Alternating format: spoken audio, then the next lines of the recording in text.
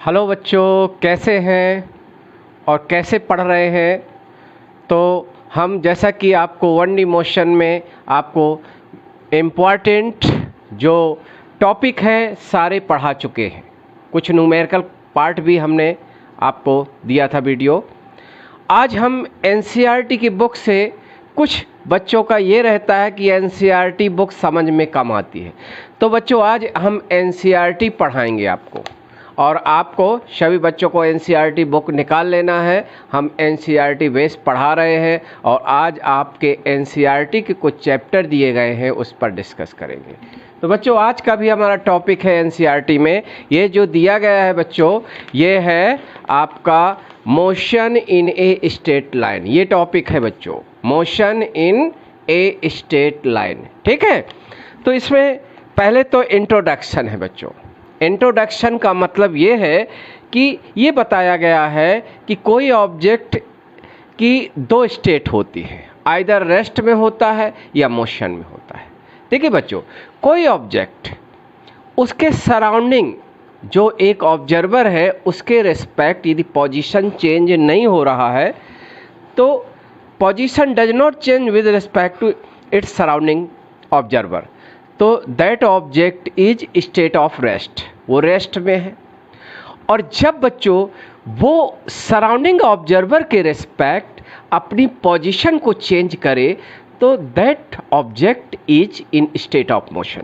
यही बताया गया है बच्चों, इसमें पूरा यही समझाया गया है इंट्रोडक्शन में। किस में समझाया गया है? इंट्रोडक्शन में। तो इसको आई थिंक पढ़ लिए होंगे, कोई दिक्कत नहीं है। पहला ये 3.1 इंट्रोडक्शन है। ठीक है बच्चों, तो इसमें जो मेन लाइन है जो ध्यान देने लायक है वो क्या है, हम आपको अंडरलाइन कर दे रहे हैं, जो जो मेन इम्पॉर्टेंट है। देखो बच्चों, इसमें ये इम्पॉर्टेंट है कि ये जो कह रहा है motion is change it's in position, motion is change in position of an object with time, ये हमने आपको पढ़ा दिए हैं। और दूसरा ये हम यहाँ इस इंट्रोडक्शन में ये बताया गया है बच्चों कि we shall confine to our self study of motion of object along straight line, that is also non rectilinear motion. यानी बच्चों स्ट्रेट लाइन मोशन एक रेक्टिलिनियर मोशन भी कहलाती है। ठीक है, आपको ये क्लियर हो गया होगा। और दूसरी चीज़ ये दिया गया है कि जो हम यहाँ पर इन लिखा गया है लास्ट में, in kinematics we study way to describe motion without going into causes of motion. What causes of motion described in this chapter? Next chapter form the subject matter, chapter 5। यानी ये कॉज ऑफ मोशन बिना लिए हम इस chapter में motion के बारे में पढ़ेंगे, ये बताया गया है। क्योंकि जब कॉज ऑफ मोशन यानी फोर्स आप किस चैप्टर में बच्चों पढ़ोगे? लॉ ऑफ मोशन में। तो यहाँ आपको इंट्रोडक्शन इजी वे में समझ में आ गया, कोई वो नहीं है। ठीक है बच्चों, फिर आपका 3.2 दिया गया है। देखो एक एक हम आपको समझाए दे रहे हैं। सभी बच्चे एनसीईआरटी निकाल लें, जिससे उनका जो पढ़ते हैं और लाइन समझ में नहीं आती तो उसको एक एक लाइन हम क्लियर कर दे रहे हैं। जैसे इसमें क्या है, 3.2 में पोजीशन है, पथ लेंथ है, डिस्प्लेसमेंट है। ठीक है बच्चों, तो पोजीशन किसी भी एक ऑब्जेक्ट की एक पोजीशन होती है। ठीक है, और पोजीशन हम किससे डिसाइड करते हैं? एक हम यहाँ लिखा गया है कि in order to a specified position we need to use a reference point. बच्चों एक ऑब्जर्वर पॉइंट लेना पड़ता है, that is also called reference point. और ये क्या होता है, किसी भी जगह बच्चों किसी भी जगह आप एक कोऑर्डिनेट एक्सिस लेते हैं, यानी आप 3 परपेंडिकुलर लाइन ड्रा करते हैं। उनमें एक एक्स एक्सिस होती है, एक वाई एक्सिस होती है बच्चों, एक जेड एक्सिस होती है। और जहाँ तीनों एक्सिस एक दूसरे को इंटरसेक्ट करती है बच्चों, वही होता है रेफरेंस पॉइंट। समझ रहे हैं? तो यहाँ किससे इसको क्या कहते हैं, दिया गया है we need to use a reference point a set of axis वही सेट ऑफ एक्सिस क्या है बच्चों, एक्स एक्सिस, वाई एक्सिस और जेड एक्सिस। ठीक है बच्चों, it is convenient to choose क्या करें, रेक्टेंगुलर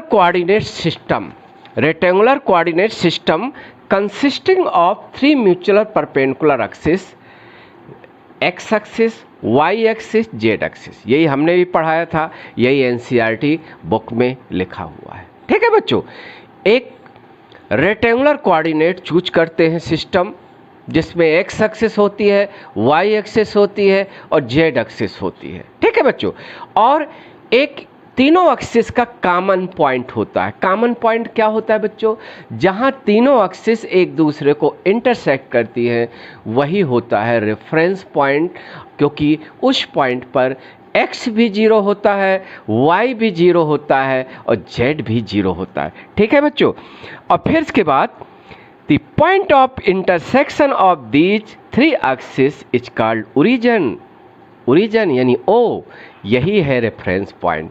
ठीक है बच्चों, serve as a reference point, वही बोल दिए, the coordinate x y z of an object describe position of object with respect to this coordinate system. यानी किसी ऑब्जेक्ट की पोजीशन बच्चों एक पॉइंट होगा और वो पॉइंट के जो कोऑर्डिनेट्स लिखोगे वो x y z होगा। ये पोजीशन है और ये पोजीशन हम किसके रेस्पेक्ट लेंगे बच्चों, ये पोजीशन लेंगे रेफरेंस पॉइंट के रेस्पेक्ट यानी O के रेस्पेक्ट। देखो आगे लिखा हुआ है, to measure time we position a clock in this system, this coordinate system along with clock constitute a frame of reference। Frame of reference, कभी कभी एनसीईआरटी बेस्ड क्वेश्चन आता है, फ्रेम ऑफ रेफरेंस क्या है। देखो, a set of coordinate axis, X axis, Y axis, Z axis with reference point यानी O, समझ रहे हैं, और एक क्लॉक को मिलाकर एक घड़ी को ले लें साथ में तो पूरा ये क्या कहलाता है, फ्रेम ऑफ रेफरेंस। यानी ये आपका फ्रेम ऑफ रेफरेंस है। क्लियर है कि नहीं है। और किसी भी फ्रेम ऑफ रेफरेंस जो होता है बच्चों वो कहीं किसी भी रीजन से अटैच होता है। जैसे कमरे में है तो कमरे में आप 3 लाइनें एक दूसरे के perpendicular X axis, Y axis, Z axis आपने खींचा। ठीक है, जैसे ये आपने खींचा ऐसे एक्स एक्सिस, वाई एक्सिस बच्चों और ये जेड एक्सिस, ये O। ठीक है, ये आपका X axis, Y axis, Z axis. Z axis क्या है बच्चों, ये है परपेंडिकुलर टू बोर्ड, तो ये इसको कहेंगे a set of coordinate axis with common point O और विथ ए क्लॉक, एक घड़ी को मिला के कहेंगे कि frame of reference attach to room, यानी रूम में बनाया गया फ्रेम ऑफ रेफरेंस है। ठीक है, अब कोई भी ऑब्जेक्ट है, जैसे कोई ऑब्जेक्ट ये रूम में हमने बना लिया, रूम में जैसे रूम की एक लेंथ होगी, लेंथ, विड्थ, हाइट, तीनों म्यूचुअल परपेंडिकुलर है तो तीनों को क्रमशः X axis, Y axis, Z axis मान लोगे, और तीनों एक्सिस जहां एक दूसरे को इंटरसेक्ट कर रही है तो रूम का एक कोना होगा, कॉर्नर होगा और वो O कहलाएगा। और यदि आपके कमरे में एक वॉच है तो वॉच को मिलाकर ये frame of reference attach to room बन जाएगा। समझ में आया बच्चों, ये क्लियर है। अब एक ऑब्जेक्ट होगा, जैसे कोई ऑब्जेक्ट है P, तो इसका एक पोजीशन होगा और इसकी पोजीशन बच्चों जैसे ये P है, पोजीशन पार्टिकल का या कोई ऑब्जेक्ट का, इसकी पोजीशन हम कैसे लिखेंगे, x कोऑर्डिनेट, y कोऑर्डिनेट और z कोऑर्डिनेट। ये पोजीशन होती है बच्चों, ये आपके एनसीईआरटी में दिया गया है। अब देखो, अब इन्होंने कैसे समझाया है, क्योंकि आपको मालूम है 3 टाइप की मोशन होती है, लेकिन यहाँ हमें स्ट्रेट लाइन मोशन यानी 1D मोशन करना है। देखो, if 1 more coordinate of object change with time, 1 या मोर कोऑर्डिनेट चेंज, ऑब्जेक्ट का 3 कोऑर्डिनेट है ऑब्जेक्ट के, एक x कोऑर्डिनेट, एक y कोऑर्डिनेट, एक z कोऑर्डिनेट।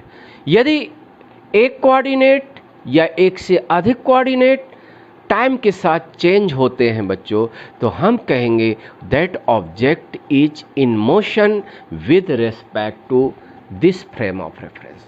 इस फ्रेम ऑफ रेफरेंस के रिस्पेक्ट बच्चों वो ऑब्जेक्ट मोशन में है। क्लियर है कि नहीं?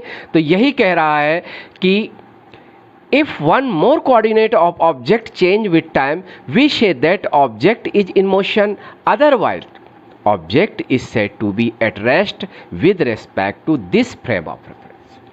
यदि उस frame of reference यानी इसके रेस्पेक्ट p का एक कोऑर्डिनेट या इससे अधिक कोऑर्डिनेट टाइम के साथ चेंज हो रहा है, तो कहेंगे object is in motion.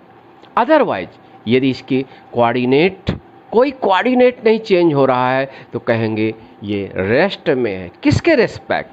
This frame of reference. अब फ्रेम ऑफ रेफरेंस फिर बता दे, ये सेट ऑफ कोऑर्डिनेट एक्सिस जिनका एक ओ क्या है, कॉमन पॉइंट है जिसको रेफरेंस पॉइंट कहते हैं, और एक घड़ी यानी क्लॉक के साथ ये पूरा फ्रेम ऑफ रेफरेंस कहलाएगा। समझ में आया ये बच्चों? क्लियर हो गया ये पूरा आपको? क्योंकि जो जो चीज़ें इम्पॉर्टेंट है तो हम क्या कहते हैं, कोई ऑब्जेक्ट या इधर रेस्ट में होगा या मोशन में होगा। इसके बाद बच्चों एक है पथ लेंथ। ये पोजीशन डिसाइड हो गई कि एक पोजीशन एक फ्रेम ऑफ रेफरेंस के रेस्पेक्ट किसी ऑब्जेक्ट की होती है। ठीक है, क्लियर है? अब इसके बाद यहाँ बच्चों ये कहेंगे पथ लेंथ जब मोशन में होगा तो खिसकेगा, डिस्प्लेस होगा, तो उसका एक चलने का रास्ता होता है। चलने का रास्ता होता है बच्चों, चलने का रास्ता है तो जिस रास्ते से चल रहा है उस पाथ, उसको कहते हैं पाथ, और उसकी जो एक्चुअल लेंथ होती है, पथ लेंथ होती है, वो डिस्टेंस होती है। तो बच्चों एक होता है पाथ लेंथ, लिखा गया है पाथ लेंथ।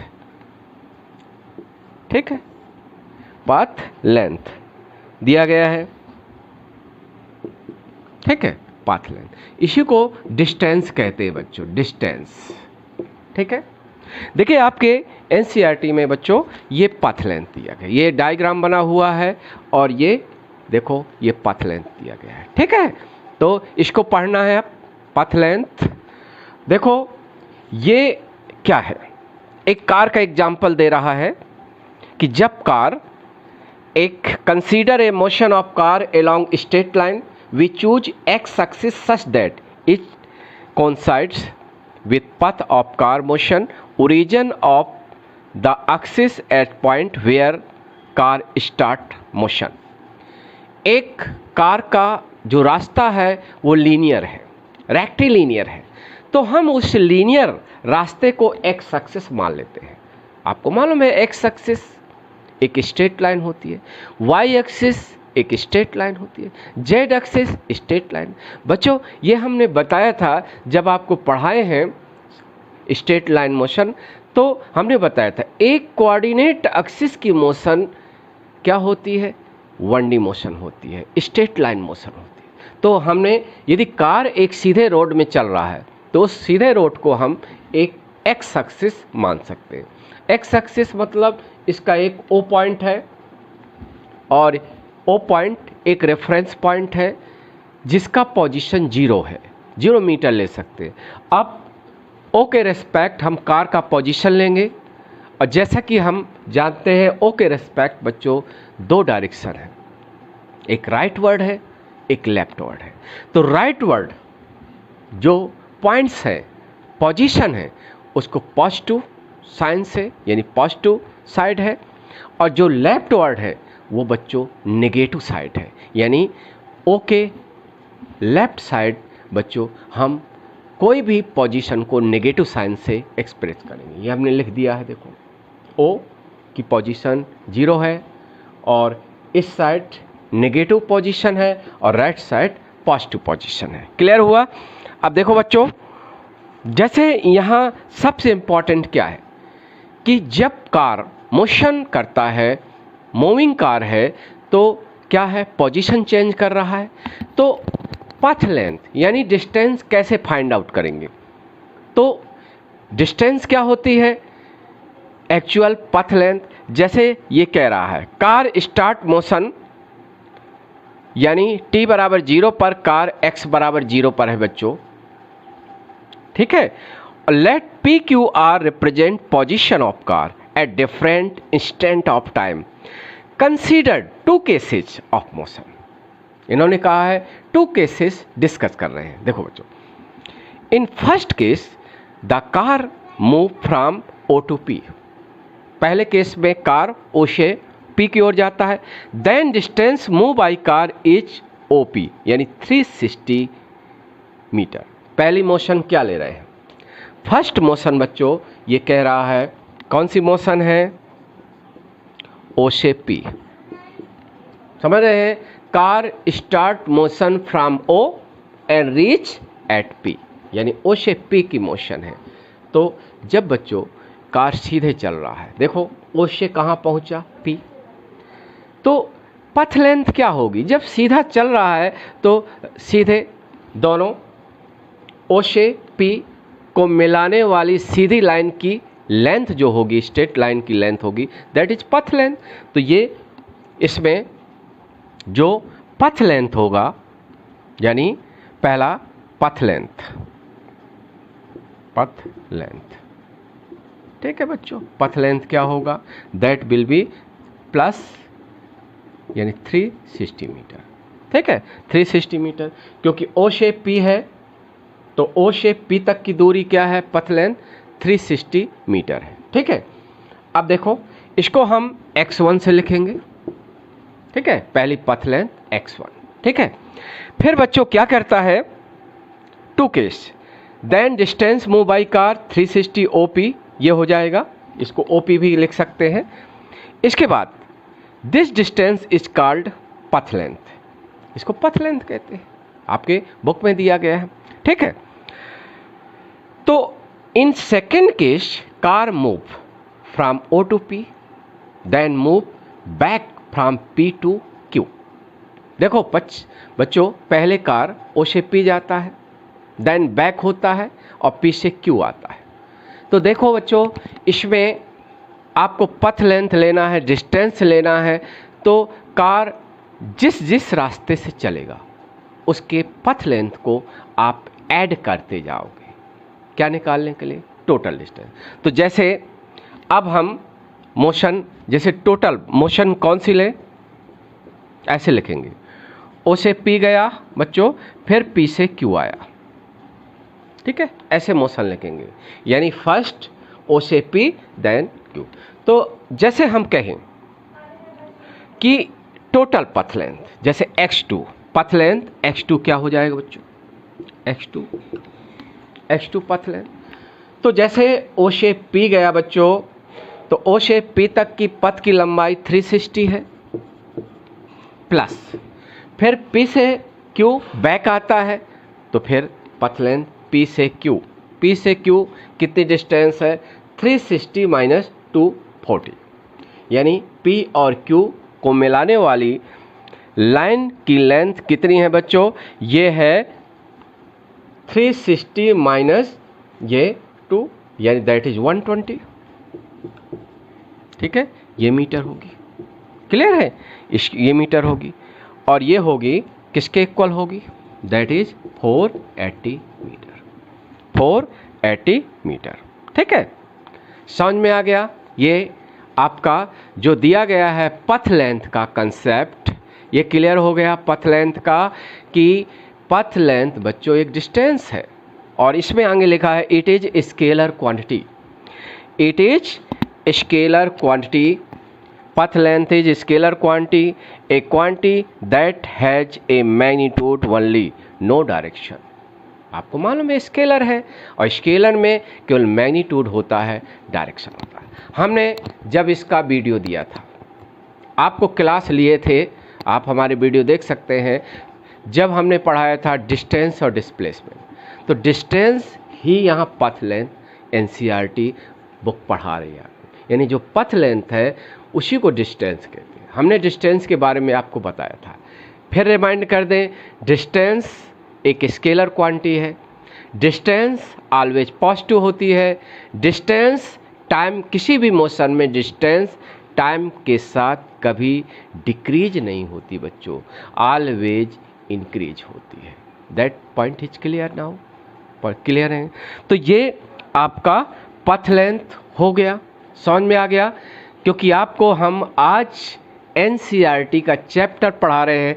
सभी बच्चे एनसीईआरटी रखते हैं बुक, और एनसीईआरटी अपनी सामने रखकर हमारा ये क्लास ज्वाइन कर सकते हैं, और आप जो भी डाउट है, जिस लाइन में डाउट है, उस लाइन को क्लियर कर सकते हैं। क्लियर है कि नहीं? अब इसके बाद आता है बच्चों डिस्प्लेसमेंट। क्या आता है? डिस्प्लेसमेंट। क्या लिखा है? डिस्प्लेसमेंट। ठीक है, आपका देखो डिस्प्लेसमेंट लिखा है, ये देखो लिखा है डिस्प्लेसमेंट। क्लियर है? डिस्प्लेसमेंट एक्चुअली होता क्या है, हम इसको पढ़ाए हैं, लेकिन इसमें एनसीईआरटी में क्या है, it is useful to define another quantity displacement as the change in position. बच्चों displacement is a change in position. Position हमने पहले बताया है, ये जैसे एक पोजीशन है, पी एक पोजीशन है, समझ रहे हैं? चेंज का मतलब जब एक ऑब्जेक्ट खिसकता है, डिस्प्लेस होता है, तो क्या होगा, उसकी पोजीशन चेंज होगी बच्चों। और पोजीशन का मतलब है कि एक पॉइंट से दूसरे पॉइंट खिसकेगा, तो चेंज इन पोजीशन। पोजीशन एक वेक्टर है, तो कोई भी वेक्टर का चेंज हम कैसे लिखते हैं? Final vector minus initial vector. तो डिस्प्लेसमेंट किसके बराबर होगा बच्चों? Final position minus initial position. अब देखो, यदि late x1 and x2 be position of object at time t1 and t2, then its displacement denoted by delta x in time delta t, ठीक है, is given by difference between final and initial position। वही चीज़ बताए हैं कि कोई object t1 stand पर x1 position पर है, और वो खिसक कर t2 स्टैंड पर कहाँ पहुँच गया? x2 पोजीशन पर पहुँच गया बच्चों। तो t2 माइनस t1 एक टाइम इंटरवल है, इस टाइम इंटरवल में कितना डिस्प्लेस हुआ, दैट इज कितना डिस्प्लेसमेंट उस मोशन में एसोसिएटेड है। कैसे निकालोगे? t2 माइनस t1 में डिस्प्लेसमेंट होगा बच्चों डेल्टा x, क्योंकि हम x एक्सिस मोशन कार की ले रहे हैं, और x एक्सिस मोशन में बच्चों पोजीशन को हम x से डिनोट करते हैं। किससे डिनोट करते हैं बच्चों?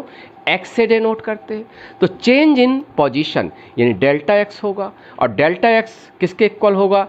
x2 t2 पर पोजीशन x2 यानी फाइनल पोजीशन माइनस x1 यानी इनिशियल पोजीशन। ये आपका डिस्प्लेसमेंट बच्चों होता है x एक्सिस मोशन में final position minus initial position. समझ में आ गया? यही आपको दिया गया है। देखिए यहाँ डेल्टा मतलब चेंज इन क्वांटिटी होती है। डेल्टा को क्या कहते हैं? चेंज इन क्वांटिटी होती है। अब क्योंकि देखिए, यदि इसका साइन पॉजिटिव भी हो सकता है, नेगेटिव भी हो सकता है। If x2 greater than x1 है तो डेल्टा x यानी डिस्प्लेसमेंट पॉजिटिव होगा। x2 लेस देन x1 है बच्चों, तो delta x will be negative, यानी नेगेटिव मतलब लेस देन 0। ये लिखा हुआ है बच्चों, आपके एनसीईआरटी बुक में लिखा हुआ है। ठीक है, इसको समझ लेना है। क्लियर है? और यदि x1 इक्वल x2 यानी पोजीशन में कोई चेंज नहीं है, तो इसका मतलब या ऑब्जेक्ट खिसकता है, लेकिन खिसकते खिसकते जहाँ से चला था वहीं आ गया। तो initial position x1, final position x2 भी x1 है, तो डेल्टा x विल बी 0। तो डिस्प्लेसमेंट पॉजिटिव भी हो सकता है बच्चों, नेगेटिव भी हो सकता है और 0 भी हो सकता है। आपके एनसीईआरटी में नहीं ये लिखा है, लेकिन हम आपको एक्स्ट्रा बता दिए। हमारे ये वीडियो में भी हमने पढ़ाया था, जब एक लेक्चर दिया था तो उसमें आपको ये चीज़ें बताए थे। ठीक है, अब देखिए इसमें क्या है इम्पॉर्टेंट। सबसे इम्पॉर्टेंट एनसीईआरटी का पॉइंट है displacement has both magnitude and direction, such quantity are represented by vector. ये vector quantity, it is a vector quantity है, समझ रहे हैं। You will read about vector in next chapter. आप vector अगले chapter में पढ़ना है, अभी तो 1D मोशन में है बच्चों। और 1D मोशन में हमने बड़ा इम्पॉर्टेंट दिया था कि 1D मोशन इसमें भी दिया रहेगा कि यहाँ वेक्टर को एरो लगाने की ज़रूरत नहीं है, क्योंकि यहाँ 2 ही पॉसिबल डायरेक्शन है। जैसे एक कोऑर्डिनेट एक्सिस की मोशन ही पढ़ना है, तो एक कोऑर्डिनेट एक्सिस में बच्चों 2 ही पॉसिबल डायरेक्शन है, आइदर पॉजिटिव और नेगेटिव। किसी भी एक सीधी लाइन में एक पॉइंट को हम ओ लेंगे जिसका पोजीशन 0 है बच्चों, तो उस ओ के रिस्पेक्ट हम देखेंगे। एक राइटवर्ड डायरेक्शन है बच्चों, एक लेफ्टवर्ड डायरेक्शन। ठीक है, यदि हम Y vertical motion Y axis लेते हैं तो ओ यहाँ लिए, तो इसके रिस्पेक्ट 2 ही पॉसिबल डायरेक्शन है, आइदर अपवर्ड डायरेक्शन और डाउनवर्ड डायरेक्शन। तो generally upward direction positive direction, positive coordinate axis direction, और डाउनवर्ड डायरेक्शन पॉजिटिव बच्चों नेगेटिव कोऑर्डिनेट एक्सिस डायरेक्शन। तो जो वेक्टर पॉजिटिव डायरेक्शन में होता है उसके आगे प्लस लगा देते हैं बच्चों, यानी यहाँ जो मैग्नीट्यूड के पहले जो साइन होता है वही वेक्टर की डायरेक्शन होती है। यदि किसी वेक्टर में प्लस है, इसका मतलब बच्चों वो पॉजिटिव कोऑर्डिनेट एक्सिस की तरफ है, और यदि माइनस लगा हुआ है इसका मतलब वो नेगेटिव कोऑर्डिनेट एक्सिस की डायरेक्शन में है। समझ में आ गया बच्चों? तो यहाँ यही एक्सप्लेन किया है बच्चों। ये सब थोड़ा पढ़ा चुके हैं आप, बहुत हम एक्सप्लेन करके पढ़ाए हैं, लेकिन आज एनसीईआरटी बुक से ही आपको पढ़ा रहे हैं। देखो यहाँ क्या लिखा है कि we are dealing with motion along straight line, also called rectilinear motion. In one dimensional motion there are only 2 direction, एक बैकवर्ड एक फॉरवर्ड, एक अपवर्ड या डाउनवर्ड। यही चीज बोले हैं बच्चों, क्लियर है कि नहीं? और एक चीज है in which an object can move, these 2 direction can easily be specified by plus and minus sign. ठीक है, क्लियर है, ये पूरा हमारा पढ़ाया हुआ है।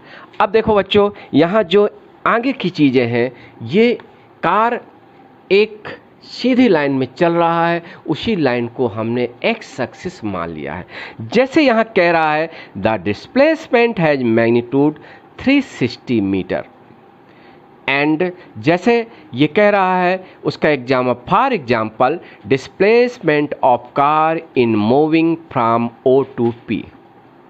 जैसे हमने ओ से पी की मोशन लिया, तो यहाँ डिस्टेंस कितनी है बच्चों? ओ और पी तक चला, ओ से चला पी तक चला, तो ओ और पी के बीच की पथ लेंथ 360 मीटर है। लेकिन एक चीज़ बता दें, डिस्प्लेसमेंट क्या होता है? Change in position. तो यहाँ जैसे इस मोशन में बच्चों यहाँ लिख दे रहे हैं डिस्प्लेसमेंट क्या होगा।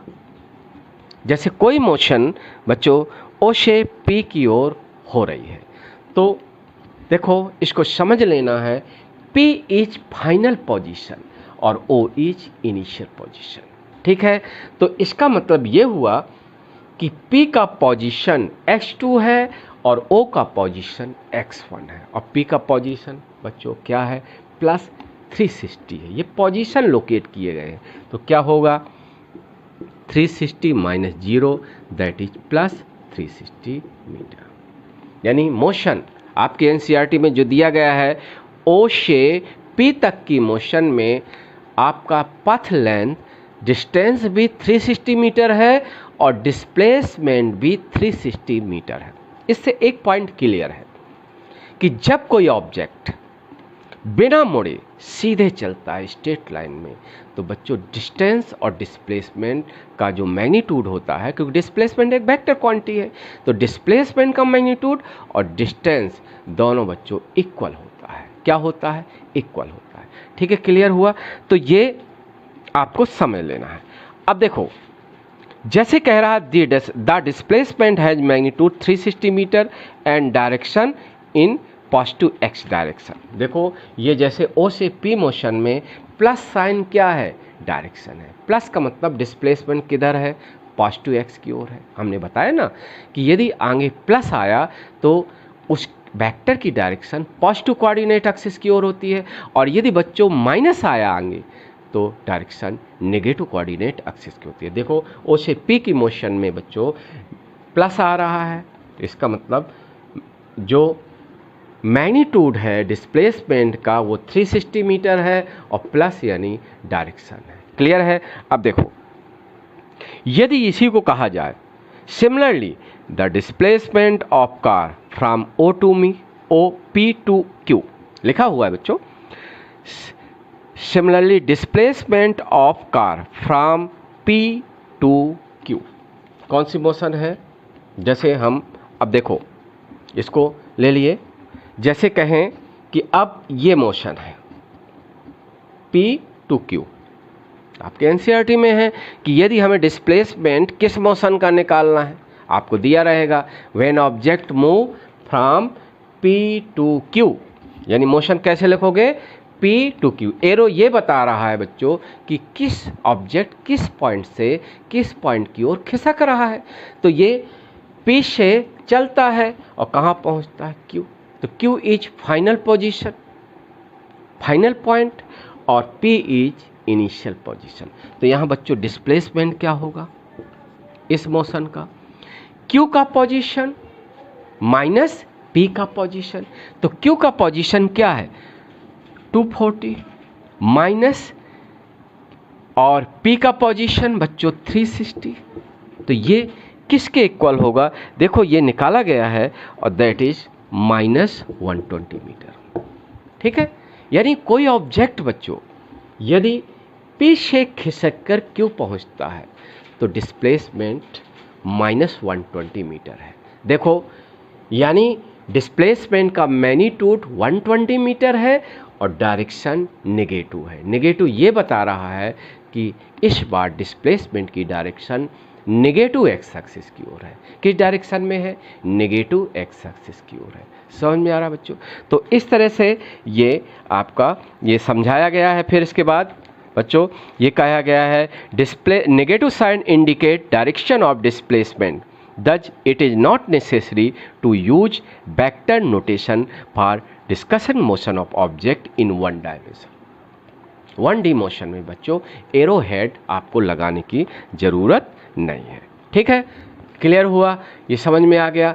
अब देखो बच्चों, यहाँ है ये आप बहुत ही इम्पॉर्टेंट पेज है, ये पेज इसको ज़रूर पढ़ना है, पूरा एनालिटिकल पढ़ना है और पूरा समझ के पढ़ना है। देखो ये समझ में आया, ये आपका पूरा पेज है, इसको पढ़ लेना है। और इसमें देखो दिया गया है एक पॉइंट है, कैसा पॉइंट दिया गया है इसको थोड़ा देख लेना है। बहुत जो अच्छी पॉइंट है, अच्छी लाइन है या अच्छा टॉपिक है उसको हम मेंशन कर देते हैं। जैसे यहाँ लिखा है द मैग्नीट्यूड ऑफ डिस्प्लेसमेंट में not equal to path length traverse by an object. हमने आपको बताया है कि देखो जब O से P तक की मोशन थी तो डिस्टेंस भी 360 मीटर और डिस्प्लेसमेंट का मैग्नीट्यूड भी 360 मीटर है। लेकिन यदि यहाँ देखेंगे O से P और फिर P से Q, ठीक है, तो डिस्प्लेसमेंट का मैग्नीट्यूड और डिस्टेंस दोनों इक्वल भी हो सकता है, मे बी इक्वल या मे नॉट बी इक्वल, दोनों हो सकता है। ठीक है, तो यहाँ देखो इसका एग्जाम्पल दिया गया है। इसका एग्जाम्पल इसमें नहीं दिया है, इसमें तो आपको क्या कंक्लूड करते हैं कि डिस्प्लेसमेंट पॉजिटिव भी हो सकता है, डिस्प्लेसमेंट नेगेटिव भी हो सकता है। जैसे O से P तक की मोशन में प्लस 360 मीटर था, डिस्प्लेसमेंट पॉजिटिव था, लेकिन जब P से Q आए आप तो डिस्प्लेसमेंट नेगेटिव है।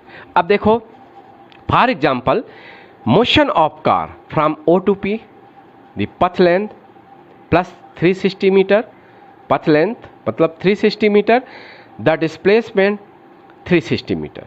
इन this case magnitude of displacement और डिस्टेंस दोनों पथ लेंथ इक्वल है। इफ वही जो बोले हैं वही समझाया गया है, ठीक है। बट ये तो हमने बता दिया, बट बच्चों जैसे इसी में but consider motion of car from O to P and back to Q, जैसे ये कहा जाए ये मोशन O से P एंड फिर से Q में आ गया बच्चों, ये आपको बड़ा इंपॉर्टेंट है। जैसे कोई कार की मोशन है, पहले O से P पहुंचता है कार, फिर बैक होता है P से Q आ जाता है। तो इस सिचुएशन में बच्चों ये पथ लेंथ कितनी है, पथ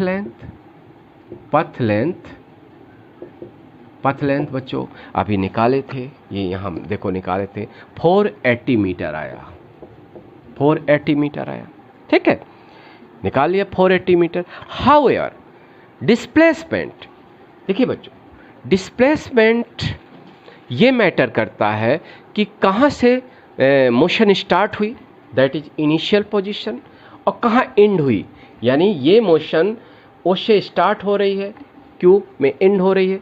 तो यहाँ बच्चों जो x2 लेंगे फाइनल पोजीशन वो Q पॉइंट का पोजीशन होगा, और x1 जो इनिशियल पोजीशन होगा वो O का लेंगे। तो यहाँ देखो मोशन, इसमें जो डिस्प्लेसमेंट होगा बच्चों, डिस्प्लेसमेंट यानी डेल्टा x किसके इक्वल होगा, x2 क्या लेंगे बच्चों, Q का पोजीशन, Q का पोजीशन क्या है 240 माइनस 0, क्योंकि O का पोजीशन 0 है। तो डिस्प्लेसमेंट निकालने के लिए ये मैटर नहीं हो रहा, इंटरमीडिएट पॉइंट कंसीडर नहीं करते, यानी मोशन कहाँ से स्टार्ट है O, इसका पोजीशन x1 होगा, और कहाँ एंड है Q, इसका पोजीशन x2 होगा। तो ये बच्चों ये आपका प्लस 240 मीटर होगा, कितना होगा, प्लस 240 मीटर होगा।